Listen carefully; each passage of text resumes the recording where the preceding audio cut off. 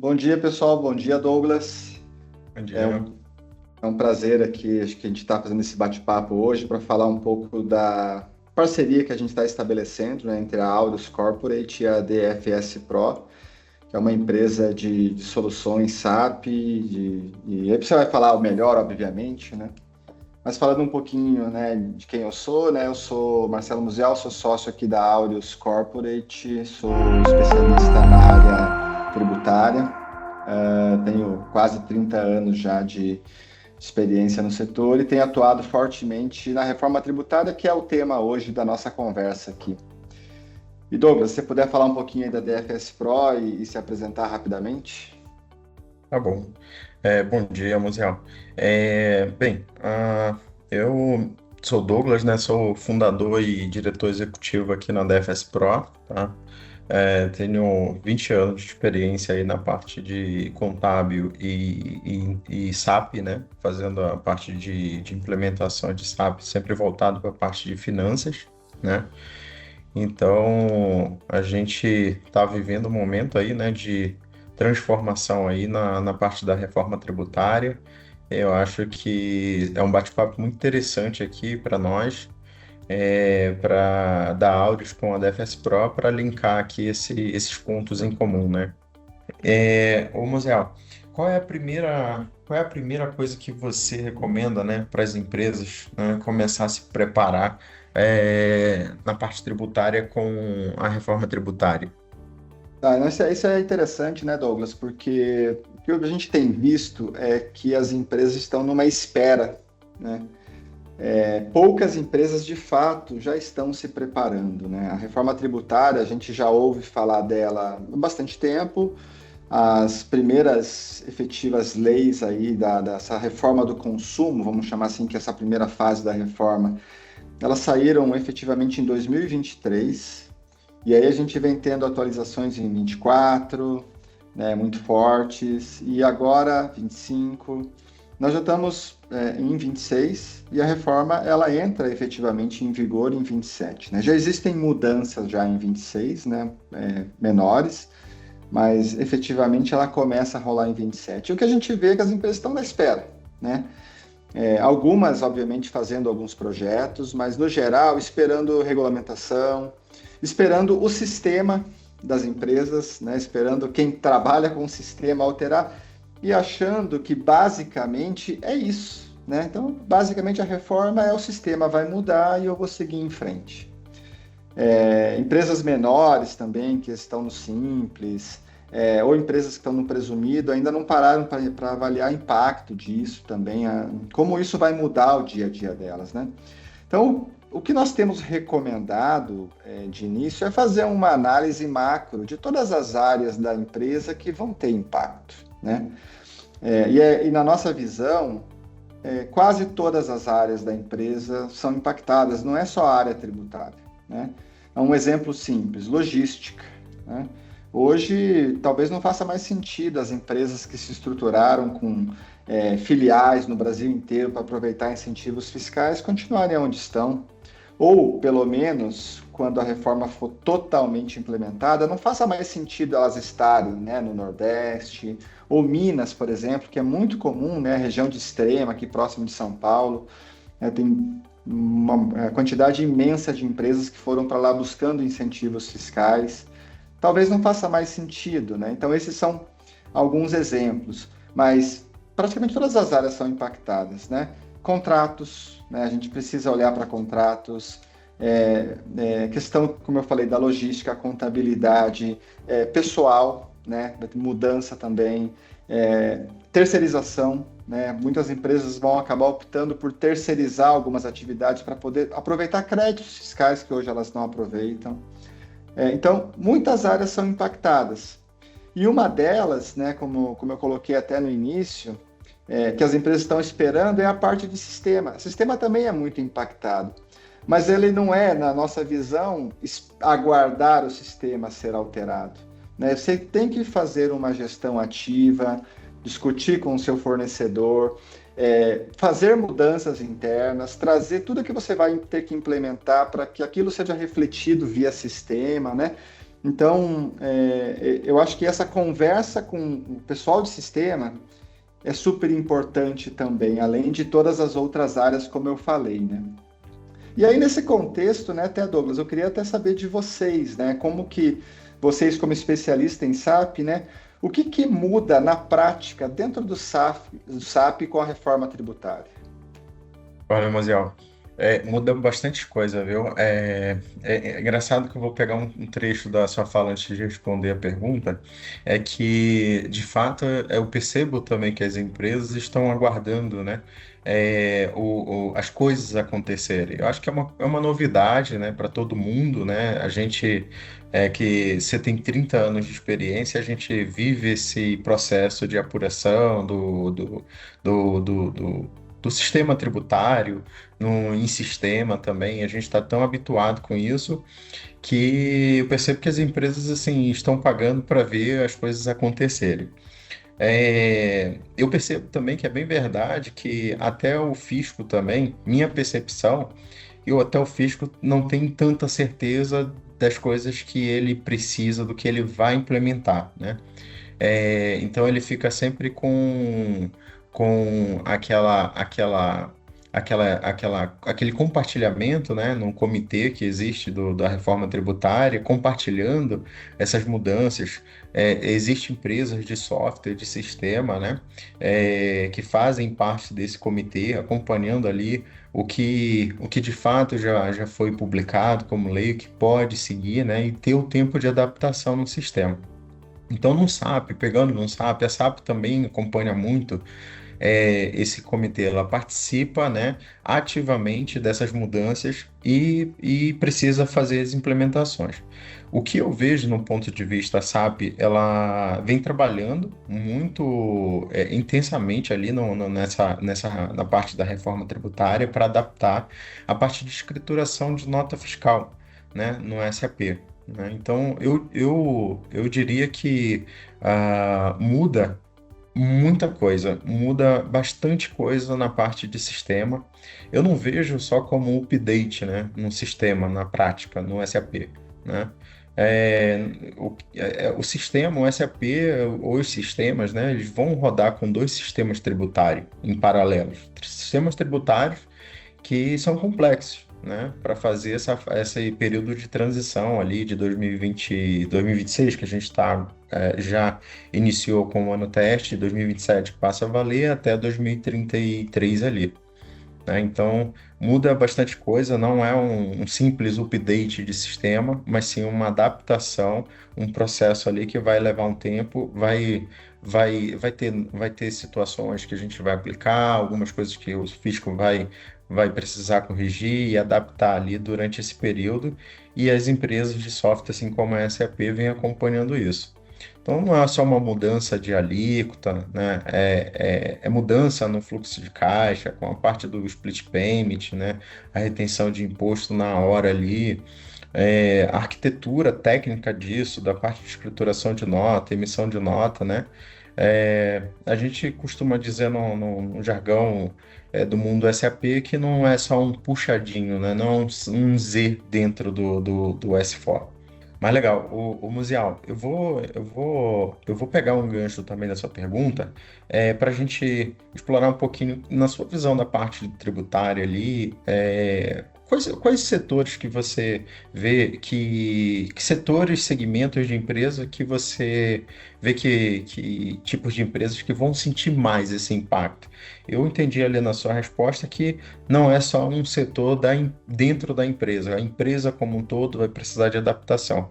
Mas existem setores, no seu ponto de vista, que vão ser mais afetados, mais impactados com a parte da reforma ou de um modo geral? Não, com certeza existem algumas áreas dentro das empresas que vão ser mais impactadas, né? Principalmente das empresas grandes, né? Eu diria que, por óbvio, o sistema, né? Sistema precisa, de fato, ser olhado com muito carinho, muito cuidado, como você bem colocou. A gente vai precisar ter dois sistemas rodando e apurando, né? Vão ser tributos diferentes que vão coexistir, né? Principalmente quando a gente tiver ali a regressão do ISS, do ICMS, né? com a crescente alíquota do IBS, né, de 2029 a 2032. Então, se não tem jeito, você vai ter que apurar de duas formas, né? Existem discussões sobre a base de cálculo dos dois casos, né? Então, a gente precisa olhar isso com muito carinho, né? Você vê hoje a base de cálculo, né? A base de cálculo, você tem uma base que é cheia para alguns tributos e ela vai ser líquida para outros tributos, né? Então, obviamente, você vai precisar olhar isso com carinho dentro da área de sistema e, obviamente, na área tributária. Mas contratos vão ser muito afetados, né? As empresas têm que estar preparadas nos seus contratos, principalmente contratos de médio e longo prazo, para repassar o custo tributário, né? Se o preço já é fixo, se você arca com mudança tributária, se você não tem essa previsão nos seus contratos, você tem que fazer isso imediatamente, renegociar contratos. Os novos contratos têm que prever essas mudanças para que você repasse corretamente custos, né? Questão de logística. Então, logística para empresas grandes, ela tem que olhar de uma forma muito cuidadosa para isso, que talvez eu vou falar uma frase aqui até sem medo de errar muito, mas para mim essa é uma reforma de logística, né? Essa é a grande reforma, né? Porque a gente espalhou pelo Brasil filiais e grupos empresariais se espalharam pelo Brasil para aproveitar incentivos fiscais, né? E com a reforma, com a tributação passando a ser destinada integralmente para o Estado consumidor, com o fim dos incentivos fiscais, com a redução dos incentivos fiscais ao longo do tempo e o fim deles, muito provavelmente as empresas vão poder se concentrar mais, trazer a estrutura para ficar próxima, diminuindo custos de logística, né? Mas, por outro lado, os estados também vão receber, o estado que consome aquele item vai receber integralmente o IBS, né, o CBS, etc. Então, esses são os principais impactos que a gente vai ter dentro das empresas. E quando a gente olha para empresas em geral, né, vamos classificar empresas no lucro real, presumido e empresas do Simples. Todas elas vão ter impacto, né? Você vê, uma empresa do Simples, que ela não gere crédito tributário para uma empresa que está no lucro real ou no lucro presumido, talvez ela acabe mudando para o lucro real presumido para ela continuar competitiva, né? Porque se a sua aquisição ela não vai gerar um crédito, muito talvez o seu cliente vai buscar uma empresa que vai gerar crédito, né? Que esteja no lucro real, no lucro presumido. Então, talvez você mesmo tenha que se adaptar, né? Para que você consiga aproveitar os créditos, né? E agora, do ponto de vista de empresas, certamente o setor de serviços é o mais impactado, né? Do ponto de vista financeiro, né? Porque uma tributação que antes era basicamente o ISS, você vai subir muito a alíquota, né? O ISS ele varia de 2% a 5%, e com a IBS, né? IBS, CBS, a gente pode chegar a 28%, né? Alguns setores estão tendo algumas reduções ali, mas ainda assim é um grande incremento, né? É um grande aumento tributário, que obviamente o impacto é na pessoa física no final, é no consumidor final, né? Mas as empresas em geral, todas vão sentir impactos, né? Uma outra forma de ver também a possibilidade de as empresas passarem a terceirizar mais as atividades meio, né? Então, passar a terceirizar, por exemplo, a contabilidade, né? A área fiscal, né? O RH. Por quê? Porque a pessoa física, o trabalhador, o custo dele não vai gerar um crédito, né, de IBS, CBS. Agora, caso eu venha a adquirir de um terceiro, aquilo me gera um crédito. Então, pode fazer sentido, vale a pena fazer essa conta, né, e tentar chegar num termo que faça sentido. Claro que muitas vezes uma terceirização, ela não tem que ser vista só do ponto de vista financeiro, né, mas de qualidade, gestão, de foco na sua atividade fim, né, mas terceirização sim é um ponto muito importante dessa reforma, que pode levar muitas empresas a terceirizar, pode terceirizar toda uma área de TI, por exemplo, toda uma área de tecnologia, para que isso também gere crédito e melhore a qualidade do serviço mesmo. Então, eu acho que esses são os grandes pontos, assim, né? Agora, Douglas, do ponto de vista, né, de sistema, da sua interação que você tem tido com os seus clientes em relação à reforma, o que você sente deles? Eles estão preocupados mais com a parte tecnológica ou com a interpretação da legislação ali no dia a dia da reforma tributária? O Musiel, é interessante a sua pergunta. Eu vejo, a gente tem bastante interação com as áreas fiscais e de TI, né? Aqui na DFS Pro. Eu vejo assim que a área de TI, ela aguarda bastante as diretrizes com relação à parte tributária, né? De que adaptações, né, vão precisar ser feitas no sistema, né? A TI, ela é uma área que é cliente da área tributária numa estrutura interna, né? Por outro lado, também eu vejo que empresas, né, aguardam muito a questão da atualização do sistema, né, com relação ao que o sistema vai entregar para tentar se adaptar. Então, eu vejo ali não cada cliente tem seu processo, cada cliente tem sua particularidade, né? E eu vejo esse híbrido entre os clientes, né? A área de TI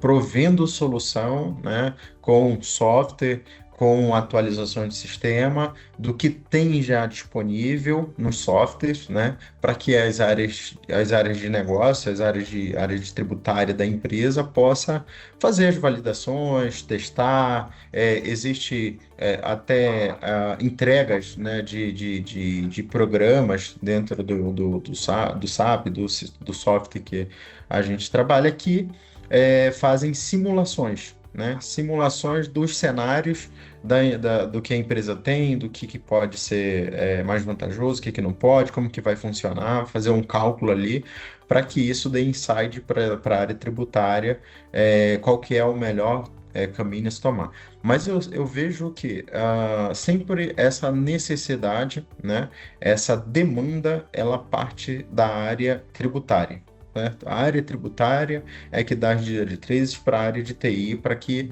isso, a gente como fornecedor de software, como provedor de solução, a gente implemente aquilo ali que atenda à necessidade da empresa, né? Na parte tributária, as necessidades, os requisitos, as particularidades de cada empresa ali. Então existe sim essa questão dessa bola ali em situações divididas, mas eu vejo que a área de TI ela precisa sim ter uma diretriz concreta da parte tributária de como fazer essa implementação dentro do sistema. Na sua visão ali, o que pode dar mais problemas para as empresas que a gente começou o papo, empresas que estão aguardando muito as coisas acontecerem, né, o cenário se concretizar, tem empresas que estão aguardando para dar um primeiro passo. Na sua visão, na parte tributária aí na Audi, o que pode dar mais problema se uma empresa não iniciar o processo de preparação agora, nesse ano de 2026, já começar a fazer estudos tributários, as coisas assim? O que pode dar mais problemas na sua visão? Muita coisa, né, Douglas? Acho que pode acontecer nesse caminho, né? Mas eu acho que eu gostaria de focar aqui nesse bate-papo na questão financeira mesmo, né? Porque eu acho que o custo tributário, o custo de perdas que você pode ter por não estar preparado, ele pode ser imenso, né? Um exemplo, o PIS e COFINS, existe uma determinação na legislação da reforma que qualquer crédito que eu queira recuperar do passado de PIS e COFINS, eles têm que estar na minha apuração de dezembro de 2026. Eu não posso ir lá em 2027 e recuperar algum crédito que eu deixei de fazer, que eu estava apurando errado em relação ao passado. Isso morre em dezembro de 2026, né? Então, eu preciso, de fato, ainda que eu já tenha feito, e as empresas já fizeram dezenas de trabalhos de recuperação de crédito, de análise, mas eu tenho que passar mais uma vez o olho para ver se eu não estou deixando passar alguma coisa, né? A interpretação disso muda o tempo inteiro, né? Então eu tenho que estar preparado para isso. Um outro exemplo é claro, será que os meus contratos de fato prevêem que eu vou ter um repasse do custo tributário que aumentou, né? Eu posso ter uma alegação do meu cliente falando o seguinte, assim, olha, quando você fez esse contrato comigo, você já sabia da reforma. Então, você já deveria ter considerado, você sabia que ia continuar me fornecendo em 2027, então você já poderia ter considerado isso no seu custo, né? Então, eu posso entrar em discussões que não são saudáveis e que não são financeiramente interessantes, né? Ninguém quer entrar numa discussão com o seu cliente falando de custo tributário para lá e para cá, né? Então, pode ser bastante estressante essa situação e acabar gerando perdas. A apuração incorreta de CBS, por exemplo, no próximo ano, né? Então, não aproveitamento integral dos créditos, né? Não adoção do split payment, vamos chamar assim, no momento em que ele começar a rodar, de fato, né? E depois até eu quero saber a sua opinião sobre o split payment, algumas coisas, mas isso pode trazer perdas financeiras também. Então, eu acho que a perda financeira, por não se preparar, por não começar com uma análise macro dos efeitos, descer para o micro e fazer as implementações corretas, ter os sistemas rodando perfeitamente, tudo isso vai gerar perdas, né? E caixa já foi, né? Se você perder caixa, já era. Então você não recupera mais, né?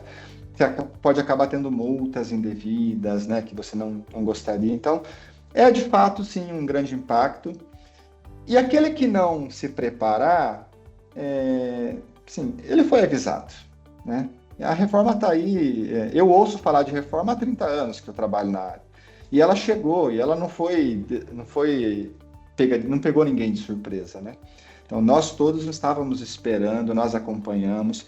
A reforma ela foi implementada, na minha visão, de uma forma muito correta, que é com calma, com prazo, né, aos poucos.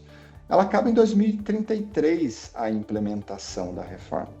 Então, aí que nós vamos saber os impactos, e isso eu estou falando de reforma de consumo só, né? Então, a gente não falou ainda de reforma ampla de imposto de renda, que eu nem sei se virá ainda, né, depois que a gente já teve no ano passado algumas coisas, né, algumas mudanças de dividendos, etc. Mas eu focaria hoje na grande perda financeira que as empresas podem ter se não implementarem de forma correta, né? Do ponto de vista de mudança de sistema, Douglas, né, que você tem trabalhado quanto tempo, em média, você acha que é necessário, né, e aí olhando para a SAP, né, quanto tempo você acha que é necessário para que se faça um projeto ali seguro de implementação do que está vindo aí da reforma do consumo, da reforma tributária? Legal, ô Misael. Depende muito do cliente, sabe? Da estrutura do cliente. Não dá para a gente cravar um prazo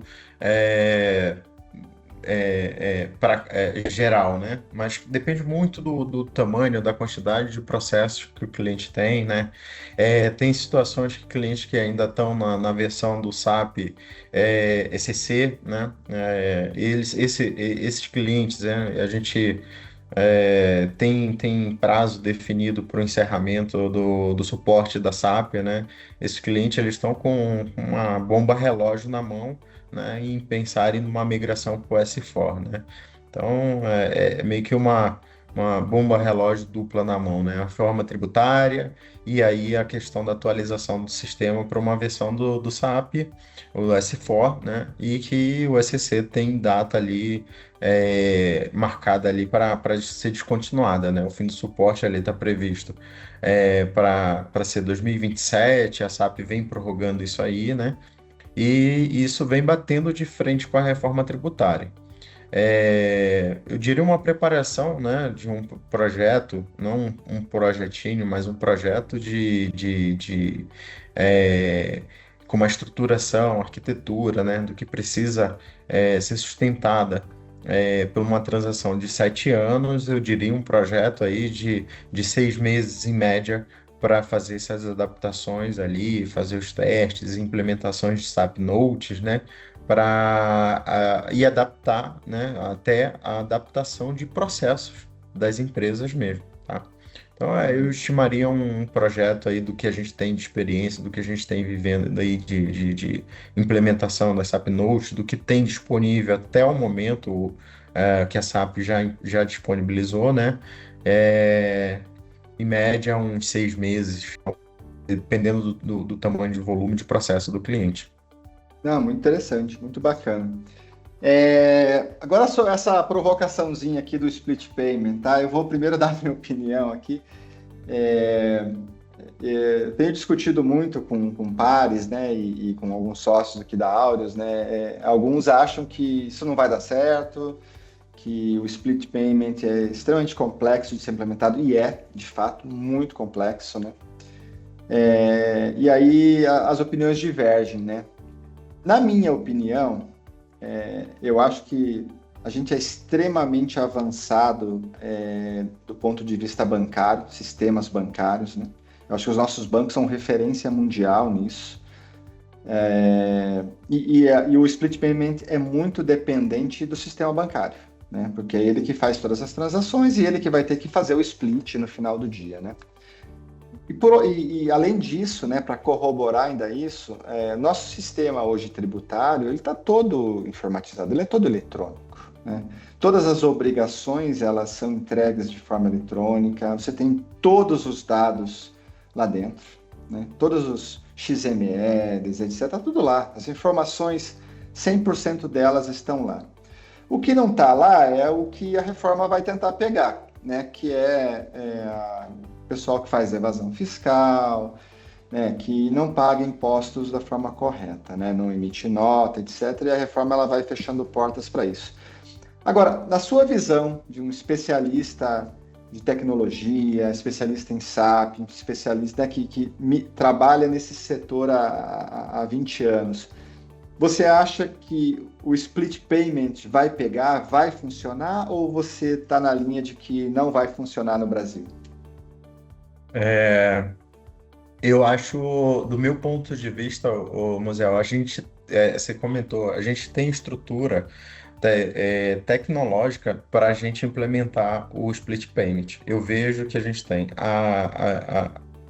pegando o que a gente tem da parte tributária, do que a gente tem de apuração, das entregas, dessas evoluções que a gente vem tendo aí com relação a essas entregas tributárias, o mundo de TI, a área de TI, ela está muito habituada com relação às essas entregas informatizadas, né, da parte fiscal. Então, assim, o mercado tem muitos profissionais capacitados para fazer essa implementação e fazer isso acontecer. Da parte de TI, eu não vejo que isso vai ser um problema, não. Acho que os bancos, como você falou, os bancos brasileiros são referências, estão preparados. A gente tem tecnologia, know-how, profissionais no mercado para fazer isso acontecer, né? Eu não vou nem entrar na parte mais tributária disso, porque eu sei que é uma coisa muito sensível, né? Mas os bancos vão passar por uma adaptação, mas eu acho que eles têm capacidade, sim, de absorver isso. Isso na visão minha de tecnologia, tá? Eu acho que do lado das empresas, fazendo a escrituração da nota fiscal, corretamente, né? Entregando isso na base fiscal, que tá já aí em produção a base nacional de nota fiscal, né, entregando isso de forma correta, o XML, a nota fiscal sendo escriturada, eu acho que o banco vai fazer aquela leitura ali corretamente e vai fazer isso acontecer sim. Muito bacana. Bom, Douglas, queria te agradecer por esse bate-papo, esse início de parceria, que na verdade já está andando, né, há algum tempo, mas essa, vamos, formalização é um prazer trabalhar com profissionais tão experientes na área de tecnologia, de SAP, etc., com os nossos clientes, né? Então, muito obrigado aí por esse bate-papo, foi muito valioso aí ouvir a tua percepção das coisas aí em relação à reforma tributária. Legal, obrigado, Museu, também. Eu acho que essa troca de visão de ambas as áreas, né, como foi que a gente comentou no início, elas se complementam muito. É muito interessante e enriquecedor esse bate-papo aqui, né?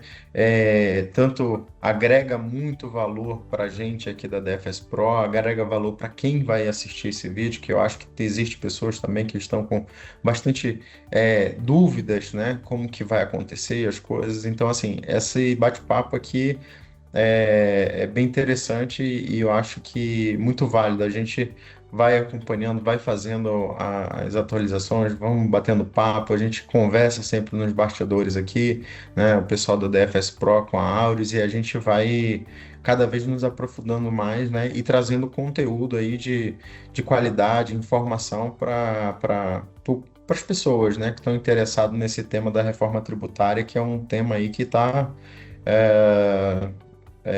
tá, é o assunto do momento, né? O assunto do ano, a reforma tributária.